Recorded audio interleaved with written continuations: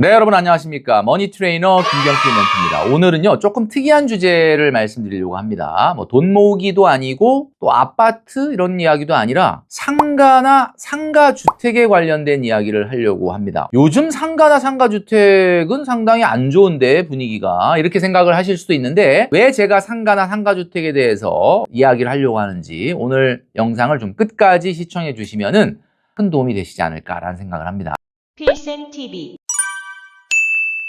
자, 제가 좀 전에 말씀드렸죠. 상가의 몰락. 그래서 국민일보 2024년도 8월달 보도 내용을 보니까 망해서 나온 매물 11년 만에 최다까지 올라갔다. 이런 얘기가 있었습니다. 경공매 데이터 전문 업체인 지지 옥션에 따르면 말이죠. 지금 7월만 해도 전국 법원에서 상가 경매 건수가 2294건. 그래서 이게 어느 정도 많이 올라간 거냐면은 이게 2013년, 그러니까 한 10년 이내로 봤을 때 그 전월 대비해서 가장 높은 수준의 급증 퍼센테이지를 보여주고 있고요. 지난해 같은 달에 비해서도 무려 1059건이 증가한 숫자라고 합니다. 이게 숫자가 중요한 게 아니라 여러분들도 느낌으로 알지 않습니까? 요즘 최근에 경기 하강에다가 또 요즘은 누가 이 오프라인에서 쇼핑을 합니까? 다 이 온라인으로 쇼핑을 하다 보니까 점점 상가나 건물에 대한 임대 수요가 줄어들면서 굉장히 힘들 수밖에 없다라는 거죠. 그런데 말이죠, 여러분, 제가 늘 말씀드리는 거지만 부자와 일반인의 가장 큰 차이가 뭐냐?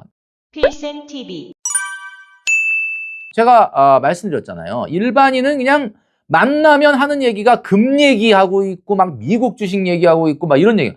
그러니까 오를 대로 오른 자산에 대해서 부러움 반, 공포감 반 하면서 그런 얘기를 하는 거야. 그러다가 결국은 영끌을 하게 되는 거죠. 그러나 부자는 말이죠. 떨어지는 자산에 관심을 갖습니다. 누가 요즘 상가나 상가주택에 투자를 하느냐? 이런 이야기 하죠. 맞습니다.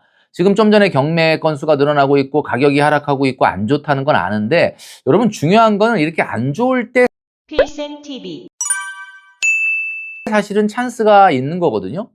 이 부동산에서 가장 바보 같은 질문이 뭐냐면 어디다 사야 돼요? 이런 질문이에요. 어디다 사야 되냐? 아니 어디다 사야 되냐라는 것은 그거는 왜 바보 같은 질문이냐면 어디다 사느냐가 중요한 게 아니라 어떤 가격에 사느냐가 중요한 거예요. 자, 예를 들면 A 지역이 있고 B 지역이 있어요. A 지역이 있고 B 지역이 있는데 누가 보더라도 A가 앞으로 유망하다 이거야. B보다는. 그럼 A에 사는 게 좋은 거 아니냐? 아니죠. A라 하더라도 이 A가 앞으로 좀 유망하다. 그러면 그 유망하다는 게 가격에 다 반영이 돼 있어요. 그러니까 A를 제값 주고 다 사는 거는 아무리 유망한 지역에 산다 하더라도 그거는 손해입니다. 자, 그런데 유망하지 않은 지역인데 아마 한 30% 디스카운트해서 샀다. 그러면 잘 산 거죠. 그러니까 이거는 아시겠지만 유망한 지역을 산다 이게 중요한 게 아니라 어떤 가격에 사느냐가 중요하다. 그러니까 그건 무슨 얘기냐면 상가나 상가주택이 지금 인기가 없고 가격이 하락하는 건 맞지만 제값 다 주고 사면 진짜 바보가 되고 망하는 거겠지만 진짜 이런 분위기에 잘 가서 정말 싸게 받아낼 수 있다면 찬스가 될 수도 있다라는 이야기죠. 그래서 우리가 지금 상가나 상가주택이 인기가 없을 때 잘 관심 있게 여러분들이 보셔야 된다. 그런 이야기입니다. 상가는 여러분 주택과 달리 좀 어렵죠? 왜 어려우냐? 아파트는 시세라는 게 딱 있어요. 그래서 그 시세 보고 들어가면 크게 실패할 가능성은 없어요. 왜냐하면 시세라는 게 아파트라는 거는 좀 규격화되어 있고 표준화되어 있지 않습니까? 그러니까 일종의 어떻게 보면 부동산 시장으로 말하면 화폐 같은 거야. 그러니까 딱 규격화 표준화가 되어 있기 때문에 막 속을 가능성이 적어요. 막 엄청 비싸게 사거나 막 엄청 싸게 사거나 그럴 가능성이 거의 없다는 거예요. 그런데 상가는 주택과 달리 비규격화, 비표준화, 한마디로 개별 물건의 개별 성향이 너무 다르기 때문에 사전 지식이 없으면 가서 속을 수가 있습니다. 말씀드리려고 하는 기본적인 지식을 좀 알아야 된다라는 겁니다. 여러분 상가주택과 아파트를 놓고 봤을 때는 상가주택과 아파트 중에 어떤 게 수익률이 높을 것 같습니까? 당연히 상가나 상가주택이 아파트보다 수익률이 높아요. 그럼 높으면 좋은 거 아닌가? 자, 그게 무슨 얘기냐면 리스크 리턴 트레이드 오프라고 제가 말씀드렸죠. 리스크 리턴 트레이드 오프가 뭡니까? 위험하고 수익이라는 거는 교환된다. 그러니까 수익이 높다는 거는 위험이 높다는 뜻이다. 그러니까 겉으로 드러난 표면적인 수익률은 당연히 상가나 상가 건물이 높지만 그거는 나중에 어떻게 될지 모르는 거예요. 공실이 생기거나 변동성이 있을 수 있는 거죠. 근데 아파트에서 나오는 수익률이라는 것은 지금 나오고 있는 수익률이 앞으로도 계속 지속될 가능성이 높다라는 이야기예요. 러프하게 여러분들이 말씀드리면은 수익률이 2에서 2.5% 정도 나오는 게 있고요. 2.5에서 3% 나오는 게 있고 3에서 3.5% 나오는 게 있고 3.5에서 4% 나오는 게 있어요. 자, 이거를 숫자로 이렇게 배열대로 쭉 나열을 하면 어떻게 될까요?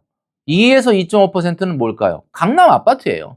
강남 아파트. 왜 이렇게 수익률이 낮냐? 왜 낮겠어요? 거기서 나오는 현금 흐름 월세가 뭐 거의 굉장히 안정적이니까 2에서 2.5밖에 안 돼요. 그 다음에 2.5에서 3%는 뭐냐? 서울 아파트. 굉장히 안정적이죠. 그 다음에 3에서 3.5는 뭐냐? 경기도 아파트.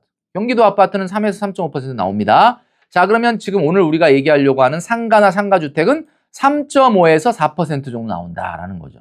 그러면 이거를 수익률의 순서대로 나열을 하면 강남 아파트, 서울 아파트, 경기 아파트, 그 다음에 상가주택이야. 상가주택이 제일 수익률이 높다는 거죠. 그럼 그 얘기는 무슨 얘기냐면 여러분들이 수익률은 높지만 약간 변동성이 높다 이렇게 봐야 되는 거예요.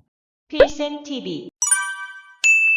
자, 그러면 여러분들이 그렇구나. 그러면 상가나 상가 건물이 지금 인기 없으니까 무조건 버릴 게 아니라 잘 여러분들이 임장을 가서 정말 괜찮은 물건을 싸게 받아내서 수익률 자체를 한 4%, 5% 이상을 받아낼 수 있는 거를 가격으로 사면 지금은 좀 힘들지만 경기라는 건 항상 사이클이 있는 거고 뭐 언제까지 계속 한쪽 방향으로 가는 건 아니니까 잘 하면은 조금 찬스가 될 수 있다. 그냥 돈 많으면 나 그냥 뭐 한 30억 이상 있다. 그럼 그냥 아파트 사면 돼요. 아파트 사서 임대를 놓거나 그러면 안정적이에요. 근데 너무 비싸잖아. 그리고 내가 막 30억, 40억 있으면 고민 안 할 텐데 나 한 10억밖에 없어. 10억밖에 없는데 이것 갖고 내가 거주도 해결하면서 임대 수익도 얻어야 된다. 그럼 어떻게 해? 그러면 상가주택을 선택을 해야 되는 거예요. 그러려면은 수익형 부동산의 임장 체크리스트를 알아야 됩니다. 제가 말씀드리는데 첫 번째는 교통, 두 번째는 수익률, 세 번째는 임대 수요, 네 번째는 건물에 하자가 있는지, 그 다음에 L배가 되게 중요해요. 이 10억대의 상가주택 같은 경우는 L배가 있냐 없냐에 따라서 굉장히 그 부동산의 가치가 달라지니까 그 다음에 주차가 어느 정도 잘 확보가 되고 이런 것들을 좀 체크리스트로 여러분들이 생각을 해보셔야 되는데 고려할 게 하나 있습니다. 상가주택을 보러 갔을 때 우리가 수익률을 좀 높이기 위한 방법 중에 하나가 뭐냐면 그냥 그 상가나 상가주택을 그냥 그대로 받는 게 아니라 내가 만약에 그 상가나 상가주택을 사서 용도 변경을 해서 가치를 끌어올리는 걸 한번 생각해 볼 필요가 있습니다. 필센 TV. 용도 변경이라는 게 뭐냐면 이런 거예요. 만약에 여러분이 홍대에 허름한 무슨 주택을 하나 샀다고 한번 생각을 해보겠습니다. 홍대에 있는 아파트 아닌 일반 주택은 가치가 있을까요, 없을까요? 조금 약간 주택가로는 좀 시끄럽지 않을까? 이렇게 약간 막 대학가 막 상권 발달돼 있는데 이렇게 아파트도 아닌 막 한 2층, 3층 이런 주택 있잖아. 이런 거는 너무 참 시끄럽잖아요. 그러니까 주택으로서의 가치는 낮아. 근데 주택으로서의 가치를 낮게 내가 받아내서 그거를 혹시 상가 건물로 용도 변경을 하면 그 홍대의 상권을 활용할 수가 있잖아요. 그러니까 우리가 보면은 홍대라든지 연남동 같은 데 가보면 그 카페라든지 식당이라든지 뭐 이런 거 보면 이거 상가 건물로 지은 건물이 아닌데 주택을 갖다가 상가나 이런 걸로 변경을 해서 사용하는 거 많이 보셨죠? 그러니까 용도 변경이라는 게 가능하거든요. 그러니까 용도 변경을 통해서 가치를 좀 상승시키는 방법도 고려해야 되는데 용도 변경이라는 거는 오늘은 그냥 개략적인 내용을 말씀드리기 때문에 뭐 구체적인 내용은 다음번에 한번 말씀드리겠지만 사실 그 지역마다 지구 단위 계획 구역이라는 게 있습니다. 이게 뭐냐면 우리가 토지 이용 계획 확인원이라는 걸 떼어보면은 그 지역에 뭐 예를 들면 이게 뭐 1종 근린생활시설인지 2종 근린생활시설인지 그러니까 이 지역이 어떤 이렇게 보면 용도로 사용돼야 되는 곳인지 뭐 이런 것들을 분류를 해놨어요. 이게 종류가 한 거의 뭐 29가지, 30가지 이 정도 되는데 그거에 부합되고 건축법상 크게 문제가 없다면은 용도 변경을 허가해 줍니다. 물론 100% 다 되는 건 아니지만 그래서 여러분이 용도 변경까지 고려하고 임장을 해보시는 것도 도움이 된다. 자, 그래서 수익형 부동산의 임장 체크리스트를 여러분들이 한번 보시고요. 중요한 거 우리가 아파트 같은 거 사면은 내 돈으로 안 사잖아요. 그러니까 뭐 LTV나 DSR 같은 걸 계산을 해가지고 대출을 받아야 되는데 상가나 상가주택 같은 경우도 대출을 받아야 되잖아요. 여러분이 대출을. 이게 대출이 이게 아파트랑 달라가지고 여러분 아파트 같은 경우는 LTV라고 하죠. LTV. 근데 이거는 아파트는 여러분 가계대출이기 때문에 개인 대출이거든요. 그런데 상가나 상가주택 같은 경우는 말이죠. 요거는 개인 대출이 아닌 가계대출이 아닌 사업자 대출입니다. 그러다 보니까 요거는 RTI라는 걸 봐야 돼요. 제가 요거 한번 나중에 영상을 통해서 다시 한번 말씀드리겠지만 오늘은 개략적으로 RTI라는 게 뭐냐? 임대업 이자 상환 비율이라는 겁니다. 들어보셨을 거예요. 임대업 이자 상환 비율이 뭐냐? 쉽게 얘기하면 임대료 나누기 이자 금액입니다. 좀 말이 어렵다라고 생각하는데 비주거용 같은 경우는 1.5 이상이 돼야 되고 주거용 같은 경우는 1.25 이상이 돼야 대출이 나옵니다. 근데 임대업 이자 상환 비율이라는 게 좀 어렵잖아요, 개념이. 그러니까 쉽게 이렇게 이해하시면 될 것 같아요. 여러분이 살려고 하는 그 상가 건물에서 나오는 임대료가 내야 될 이자의 몇 배냐? 요걸 따지는 겁니다. 그러니까 여러분들이 만약에 500만 원 임대료 받는데 이자도 500만 원이다. 그러면 대출 해주겠어요? 임대료 받아갖고 이자 다 내면 하나도 돈이 안 남잖아요. 그런 건 안 해주고 이게 제가 아까 얘기했던 것처럼 최소한 비주거용이면 1.5 이상이 나와야 된다. 그게 무슨 얘기냐면 1년에 걷어들이는 임대료가 1,000만 원인데 이자는 500만 원이다. 그러면 1,000만 원 나누기 500만 원 하면 2잖아요. 2. 1.5 넘잖아요. 그러니까 그런 경우는 된다는 거예요. 뭐 거의 70% 80%까지 해줍니다. 요걸 가지고 우리가 한번 따져볼 필요가 있겠다. 그래서 여러분 한번 계산을 해볼 필요가 있다. 필센 TV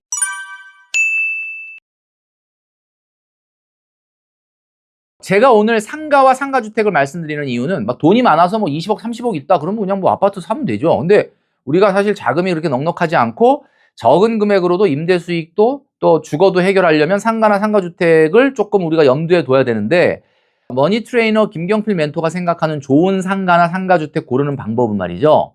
저는 이제 딱 이 두 가지라고 봅니다. 오늘 영상에서 가장 중요한 부분을 말씀드릴게요. 딱 두 가지만 보시면 돼요. 아파트가 어디가 좋아요? 이거는 여러분들 보는 방법을 알고 있는데 상가는 어떤 게 좋은지 모르겠다. 자, 이것만 보시면 됩니다. 첫 번째는 뭐냐? 임차인의 시각에서 보면 돼요. 임차인의.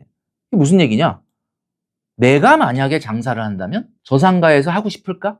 이걸 가지고 보면 돼요. 딱 상가를 보러 갔어. 상가주택, 상가 건물을 보러 갔는데 내가 만약에 장사하는 사람이면 이 가게에서 장사하고 싶은 생각이 드는지 그게 딱 가장 중요해요. 세 개를 봤는데 여러분이 만약에 장사한다면 어느 가게에서 장사하고 싶냐? 이게 제일 중요하다는 거죠. 만약 내가 이 장사를 한다면 어떤 업종을 이 가게에서 하고 싶은지 이거를 보면은 굉장히 정확할 수 있다. 가장 중요한 게 상가는 노출입니다. 노출. 어디 막 구석탱이에 들어가가지고 여러분 장사하고 싶어요? 그런 데서? 아니잖아요. 근데 길 건너서도 눈에 잘 띄고 지나가면서도 간판 잘 보이고 이러면 아 여기서 장사하고 싶다 이런 생각 들지 않습니까? 그러니까 건물의 상가의 가치를 비교할 때 항상 3개, 4개를 비교할 때 어디가 노출이 잘 되는지를 봐야 되는 거예요. 그다음에 두 번째는 고객의 입장에서 상가를 봐야 돼요. 고객의 입장이 뭐야? 여러분이 지나가는 고객인데 그 상가에 들어가서 쇼핑하고 싶어요? 어? 그 상가에 들어가고 싶냐? 이걸 봐야 되는 거죠. 이게 뭐야? 들어가서 한번 구경해보고 싶은 상가냐? 라는 이야기죠. 자, 그러니까 제가 뭐예요? 첫 번째는 임차인의 시각에서 생각하기. 두 번째는 손님의 시각에서 생각하기. 이것만 보면 여러분 정말 해결될 수 있는 겁니다. 그래서 첫 번째는 노출이고요. 두 번째는 사람들의 유입입니다. 이 유입을 다른 말로 하면 뭐다? 접근성이다 라고 말씀드릴 수가 있죠. 다시 한번 정리하면 상가는 첫 번째는 노출, 두 번째는 접근성입니다. 이 관점으로 상호 비교를 하면 여러분 크게 실수할 가능성이 없다. 만약에 똑같은 가격대라면 이 두 가지 기준이 뭐예요? 노출과 접근성으로 보면은 여러분은 실패하지 않는다라는 이야기입니다. 자, 머니 트레이너 김경필 멘토가 참 안 다루는 내용이었던 상가나 상가주택 이야기를 오늘 말씀드렸는데 상가는 결국 정답이 없어요. 얼마나 많은 물건을 상호 비교하면서 그 가치를 추정하느냐라는 것이 관건이다라는 이야기죠. 자, 여러분, 남들이 다 아니라고 할 때 나는 그 안에서 노력을 들이고 발품을 들여야 정말 흙 속에서 진주를 찾아내는 거거든요. 부자는 오르는 자산보다는 떨어지고 인기 없는 자산에서 기회를 만들어낸다는 거 여러분 꼭 기억하시고요. 상가와 상가주택이 이렇게 인기가 없을 때 여러분들이 한번 임장을 통해서 공부해 본다면 좋은 기회가 될 수 있다라는 말씀을 마지막으로 드리면서 오늘 영상을 마무리하도록 하겠습니다.